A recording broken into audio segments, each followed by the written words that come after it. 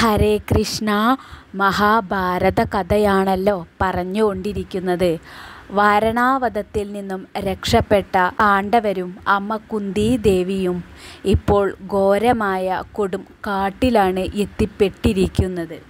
കുന്തിദേവിയും പുത്രന്മാരായ പാണ്ഡവരും അവിടെ കിടക്കുമ്പോൾ, ആ കാട്ടിനകത്ത് കിടന്നുറങ്ങുമ്പോൾ, ഹിഡംബൻ എന്ന് പേരായ ഒരു ഘോര രാക്ഷസൻ ആ വനത്തിൽ നിന്ന് അധികം ദൂരത്തല്ലാതെ ഒരു ആൽമരത്തിന്മേൽ ഇരിക്കുന്നുണ്ടായിരുന്നു. ക്രൂരനായ അവൻ്റെ ആകൃതി കണ്ടാൽ തന്നെ ഏത് ധീരനും ഞെട്ടിപ്പോകും. മഴക്കാറുപോലെ കറുത്ത ഭീകരമായ ശരീരം, തുറിച്ച മഞ്ഞക്കണ്ണ്, നീണ്ട ദംഷ്ട്രങ്ങൾ, ഘോരമായ മുഖം, ചെമ്പൻ താടിയും തലയും തൂങ്ങിയ വയർ, ഇങ്ങനെ മൊത്തത്തിലൊരു വികൃത സത്വം പോലെയാണ് ഹിഡംബൻ. ഈ ഹിഡംബൻ ക്രൂരനും മനുഷ്യനെ തിന്നുന്നവരുമാണ്. അങ്ങനെ ഇരിക്കെയാണ് ഹിഡംബൻ ആ കുന്തിദേവിയും പുത്രന്മാരും ഉറങ്ങുന്നത് കാണുന്നത്. ഈ സമയത്ത് തൻ്റെ സഹോദരിയായ ഹിഡുംബിയെ വിളിച്ച് ഹിഡംബൻ പറഞ്ഞു, ഒരുപാട് നാളായല്ലോ മനുഷ്യ മാംസം കഴിച്ചിട്ട്. ഇതാ അതിനായി നമുക്കൊരു അവസരം വന്നിരിക്കുന്നു.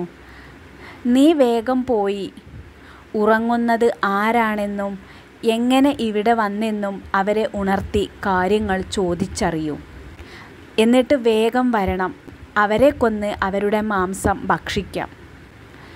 ഇത് കേൾക്കുന്ന സഹോദരി ഉടൻ തന്നെ ഉറങ്ങിക്കിടക്കുന്ന കുന്തിദേവിയുടെയും പാണ്ഡുപുത്രന്മാരുടെയും അടുത്തേക്ക് ചെല്ലുമ്പോഴാണ് അതിസുന്ദരനായ ഭീമസേനനെ കാണുന്നതും ഭീമസേനനെ കണ്ട ഉടനെ തന്നെ ഹിഡുംബിക്ക് ഭീമസേനന് ഒരുപാട് ഇഷ്ടമാവുകയും വിവാഹം കഴിക്കാനായി ആഗ്രഹം തോന്നുകയും ചെയ്യുകയാണ്.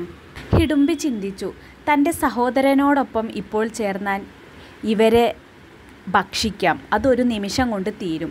എന്നാൽ ഇവനോടുകൂടെ ഭർത്താവായി വാണാൽ തനിക്ക് എല്ലാ കാലത്തും സന്തോഷമായി കഴിയാം എന്ന് ചിന്തിച്ച് ഭീമസേനനെ കാണുമ്പോൾ ഹിഡുംബിക്ക് കാമവികാരം തോന്നുകയാണ്. ഉടനെ ഹിഡുംബി ഭീമസേനൻ്റെ അടുത്ത് ചെന്ന് ചോദിച്ചു, ഭവാൻ ആരാണ്? എവിടെ നിന്ന് ഇവിടെ എത്തി? ശ്യാമയും സുന്ദരിയും തടിച്ചവളും ദേവരൂപിണിയുമായ ഈ കിടക്കുന്ന സുന്ദരി ആരാണ്?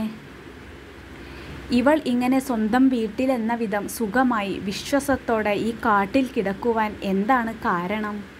ഇത് രാക്ഷസന്മാർ വിഹരിക്കുന്ന കാടാണെന്നറിയില്ലേ? ദുഷ്ടരാക്ഷസനായ ഹിഡുംബൻ പാർക്കുന്നത് ഇവിടെയാണ്. എൻ്റെ ജ്യേഷ്ഠനാണ് അവൻ. നിങ്ങളുടെ മാംസം തിന്നുവാനുള്ള ആശ കൊണ്ട് എന്നെ ഇങ്ങോട്ടേക്ക് പറഞ്ഞയച്ചതാണ്. പക്ഷേ സാക്ഷാൽ ദേവകുമാരനെ പോലെ സുന്ദരനായ ഭവാനെ കണ്ടതോടെ അങ്ങയെ ഭർത്താവാക്കാനുള്ള മോഹം എൻ്റെ ഉള്ളിൽ ഉദിച്ചു തുടങ്ങി. സത്യമാണ് ഞാൻ പറഞ്ഞത്. എനിക്ക് പറയാനുള്ളത് ഞാൻ പറഞ്ഞു. ഇനി വേണ്ടത് ഭവാൻ ചെയ്താലും. എന്നെ ഭാര്യയായി അങ്ങ് സ്വീകരിക്കണം. എന്നാൽ ഇഷ്ടമുള്ള വിധം എനിക്ക് ആകാശത്തും മറ്റെവിടെയെങ്കിലും സഞ്ചരിക്കാം. എന്നോടുകൂടി ഇഷ്ടമുള്ള ദിക്കിൽ സഞ്ചരിച്ച് അതുല്യമായ പ്രീതിയോടെ ആനന്ദം അനുഭവിച്ചാലും. ഭീമസേനൻ പറഞ്ഞു, കാട്ടിൽ സുഖമായി ഉറങ്ങുന്ന അമ്മയെയും സഹോദരന്മാരെയും ദുഷ്ടനായ നിന്റെ സഹോദരനെ പേടിച്ച് ഉണർത്തുവാൻ ഞാൻ വിചാരിക്കുന്നില്ല. ഹേ സുന്ദരി, ആ രാക്ഷസനോട് എന്നോട് എതിർക്കാൻ ധൈര്യമുണ്ടെങ്കിൽ പോരിന് ഞാൻ വിളിക്കുന്നു. ഭദ്രേ, നിനക്ക് പോകാം. ഹിഡുംബിയും ഭീമസേനനും ഇങ്ങനെ സംസാരിച്ചു കൊണ്ടിരിക്കവേ ഹിഡുംബൻ ചിന്തിച്ചു, എന്താണ് തൻ്റെ സഹോദരി ഇത്ര വരാൻ വൈകുന്നത് എന്നന്വേഷിച്ച് ഹിഡുംബൻ ദേഷ്യപ്പെട്ട് പാണ്ഡവരുടെ അടുത്തെത്തുകയും പാണ്ഡവരെ പിടിച്ചു തിന്നാനായി ഒരുങ്ങുമ്പോൾ ഭീമസേനൻ വന്ന് ഹിഡുംബനെ വലിച്ചിഴച്ച് ഉൾക്കാട്ടിലേക്ക് കൊണ്ടുപോകുകയും അവർ തമ്മിൽ ഘോരമായ യുദ്ധം നടക്കുകയും ഒടുവിൽ ഈ ശബ്ദം കേട്ട് കുന്തിദേവിയും പാണ്ഡുപുത്രരും ഉണരുകയാണ്. ഇത് കണ്ട് അർജുനൻ പറഞ്ഞു, ഹേ സഹോദര ജ്യേഷ്ഠ, ഞാനും വരാം യുദ്ധത്തിനായി. ഭീമസേനൻ പറഞ്ഞു, വേണ്ട, നീ അമ്മയെയും സഹോദരങ്ങളെയും കാത്തുരക്ഷിച്ച് അവിടെ തന്നെ നിൽക്കൂ. ഈ ഹിഡുംബനെ ഞാൻ തന്നെ വധിച്ചോളാം. വീണ്ടും അവർ തമ്മിൽ ഘോരമായ യുദ്ധം നടക്കവേ അർജുനൻ വിളിച്ചു പറഞ്ഞു, ഹേ ജ്യേഷ്ഠ, സമയം സന്ധ്യയാകാറായി. സന്ധ്യയായാൽ രാക്ഷസർക്ക് മായാവിദ്യ കൂടുതലാണ്. മാത്രവുമല്ല ശക്തിയും ഇരട്ടിക്കും. അതുകൊണ്ട് ഇപ്പോൾ തന്നെ ഇനി ഈ ഉപദ്രവിച്ചുള്ള കളി നിർത്തിയേക്കൂ. ഇപ്പോൾ തന്നെ അവനെ അങ്ങ് വധിച്ചേക്കൂ. ഇത് കേട്ട ഉടനെ തന്നെ സത്യം മനസ്സിലാക്കിയ ഭീമസേനൻ ഒരു മൃഗത്തെ കൊല്ലുന്നു എന്ന പോലെ ആ ഹിഡുംബനെ അവിടെ വെച്ച് തന്നെ വധിക്കുകയാണ് ചെയ്തത്. കുന്തിദേവിയുടെയും തൻ്റെ സഹോദരങ്ങളുടെയും സമ്മതത്തോടുകൂടെ ഭീമസേനൻ ഹിഡുംബിയെ വിവാഹം കഴിച്ചു. ഹിഡുംബിയെ വിവാഹം കഴിക്കുന്ന സമയത്ത് യുധിഷ്ഠിരൻ പറഞ്ഞു, നീ രാവിലെ മുതൽ സന്ധ്യ വരെ നിനക്ക് ഭീമനോടൊപ്പം രമിക്കാം. എന്നാൽ രാത്രിയാകുമ്പോൾ ഭീമനെ ഞങ്ങൾക്കു തന്നെ വേണം. ഹിഡുംബി ഇത് സമ്മതിച്ചു.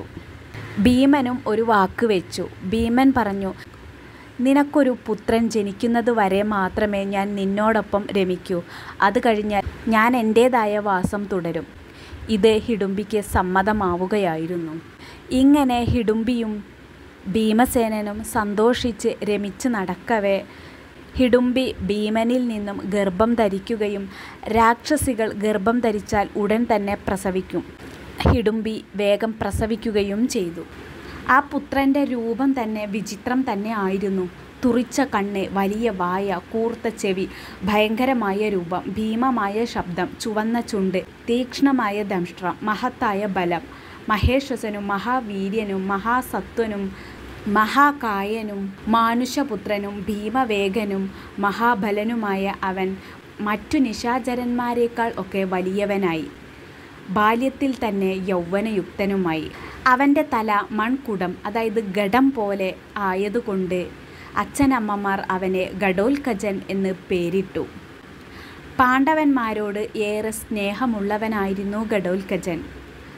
പാണ്ഡവർക്കും കുന്തിദേവിക്കും ഘടോൽക്കജനോടും ഒരുപാടിഷ്ടമുണ്ടായിരുന്നു. അവരിലൊരാൾ എന്ന പോലെ തന്നെ അവനെ അവർ കണക്കാക്കി. അതോടുകൂടെ ഹിഡുംബിയും ഭീമനും തമ്മിലുള്ള സംവാസകാലം അവസാനിച്ചു. കുന്തിദേവിയോടും തൻ്റെ പിതാക്കന്മാരോടും ഘടോൽക്കജൻ പറഞ്ഞു, ഞാൻ എന്തു വേണമെന്ന് നിങ്ങൾ പറഞ്ഞാലും. ഇങ്ങനെ പറയുന്ന ഘടോൽക്കജനോട് കുന്തിദേവി പറഞ്ഞു, വത്സ, നീ കുരുവംശത്തിൽ പിറന്നവനാണ്. നീ ഭീമസേന പുത്രനാണ്. നീ ഈ 5 പേർക്കും മൂത്ത പുത്രനാണ്. നീ ഞങ്ങളെ സഹായിക്കണം. ഘടോൽക്കജൻ പറഞ്ഞു, ലോകത്തിൽ രാവണനും ഇന്ദ്രജിത്തും പോലെ മഹാബലമുള്ളവനാണ് ഞാൻ വേണ്ടപ്പോൾ നിങ്ങൾ എന്നെ സ്മരിച്ചാൽ മതി. ഞാൻ അപ്പോൾ തന്നെ നിങ്ങളുടെ മുൻപിലെത്തും എന്ന് പറഞ്ഞ് ഘടോൽക്കജൻ അവിടെ നിന്നും തൻ്റെ അമ്മയായ ഹിഡുംബിയുടെ കൂടെ പോയി. പിന്നീട് പഞ്ചപാണ്ഡവരും കുന്തിദേവിയും കൂടെ അങ്ങനെ നടക്കുമ്പോൾ, കാട്ടിൽ പ്രവേശിച്ച് അങ്ങനെ നടക്കുമ്പോൾ മത്സ്യരാജ്യം, ത്രിഗർത്തദേശം, പാഞ്ചാല രാജ്യം, കീചകൻ്റെ നാട്, കുളിർമയേറിയ പൊയ്കകൾ, മനോഹരമായ വനസ്ഥലികൾ ഇവയൊക്കെ കണ്ട് അങ്ങനെ നടന്നു പോകവേ സാക്ഷാൽ ഉപനിഷത്തും വേദാംഗവും നീതിശാസ്ത്രവും പഠിച്ചിട്ടുള്ള അവർ വഴിയെ തങ്ങളുടെ പിതാമഹനായ വേദവ്യാസ മഹർഷിയെ കണ്ടെത്തി. വേദവ്യാസ മഹർഷി അവരോടായി പറഞ്ഞു, ഹേ പാണ്ഡവരെ, ഞാൻ മുൻപേ തന്നെ ഈ സത്യങ്ങളെല്ലാം മനസ്സിലാക്കിയിരുന്നു. ധാർതരാഷ്ട്രന്മാർ അധർമ്മത്താൽ നിങ്ങളെ അകറ്റിപ്പാർപ്പിച്ചതെല്ലാം ഞാൻ അറിഞ്ഞിരിക്കുന്നു. അതറിഞ്ഞ് നിങ്ങൾക്ക് നല്ലത് ചെയ്യാൻ വേണ്ടിയാണ് ഞാൻ ഇവിടെ എത്തിയത്. നിങ്ങൾ ഇതോർത്ത് ഒരിക്കലും വിഷാദിക്കരുത്. ഭാവിയിൽ നിങ്ങൾക്ക് ഇതെല്ലാം നല്ലതിനായി വരും. നിങ്ങളോടുള്ള സ്നേഹം മൂലം ഞാൻ നിങ്ങൾക്ക് നന്മ ചെയ്യാൻ ആഗ്രഹിക്കുന്നു. അതുകൊണ്ടാണ് ഞാൻ നിങ്ങളോട് പറയുന്നത്. നിങ്ങൾ കുറച്ചും കൂടെ ദൂരം പോകുമ്പോൾ അവിടെ ഒരു ഗൃഹം കാണും. അവിടെ ഗൂഢമായി നിങ്ങൾ താമസിക്കുക. അതാണ് ഏകചക്ര.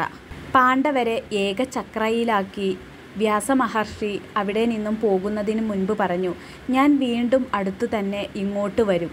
അതുവരെ നിങ്ങൾ ഇവിടെ തന്നെ വേഷം മാറി നിങ്ങൾ താമസിക്കണം. പോകുന്ന വഴിക്ക് മഹർഷി കുന്തിദേവിയെ ആശ്വസിപ്പിച്ചു. കുന്തി, നീ വളരെ കാലം ജീവിച്ചാലും നിന്റെ കുമാരനായ ഈ യുധിഷ്ഠിരൻ ധർമ്മവാനാണ്. അവൻ ധർമ്മത്തെ മുഴുവൻ ജയിച്ച്, ഈ ഭൂമി മുഴുവൻ ജയിച്ച്, രാജാക്കന്മാരെയൊക്കെ കീഴടക്കി ഭീമാർജുന ബലത്താൽ അവൻ യോഗ്യനായി വാഴും. അതിൽ ഒട്ടും സംശയം വേണ്ട. നിന്റെ പുത്രന്മാർ രാജസൂയം, അശ്വമേധം മുതലായ ദക്ഷിണാഢ്യമായ യാഗങ്ങൾ ചെയ്ത് സുഹൃത്ത് ജനങ്ങളെ സംരക്ഷിച്ച് സന്തോഷത്തോടും ഐശ്വര്യത്തോടും കൂടി പിതാമഹന്മാർ നേടിയെടുത്ത ആ രാജ്യം സംരക്ഷിക്കും. നിങ്ങൾ ഇവിടെ 1 മാസം എന്നെ പ്രതീക്ഷിച്ച് താമസിക്കുക. പിന്നെ ഞാൻ വന്ന് നിങ്ങളെ കാണുന്നതാണ്. ദേശവും കാലവും അറിഞ്ഞ് ജീവിക്കുന്നവർക്ക് ദുഃഖങ്ങളൊക്കെ നീങ്ങും, സന്തോഷം ഉണ്ടാവുക തന്നെ ചെയ്യും. ഇത് കേട്ട് അവർ കൈകൂപ്പി അപ്രകാരമാകാമെന്ന് സമ്മതിച്ചു. ഭഗവാൻ വ്യാസൻ വന്ന വഴിയെ പോവുകയും ചെയ്തു. ഹരേ കൃഷ്ണ.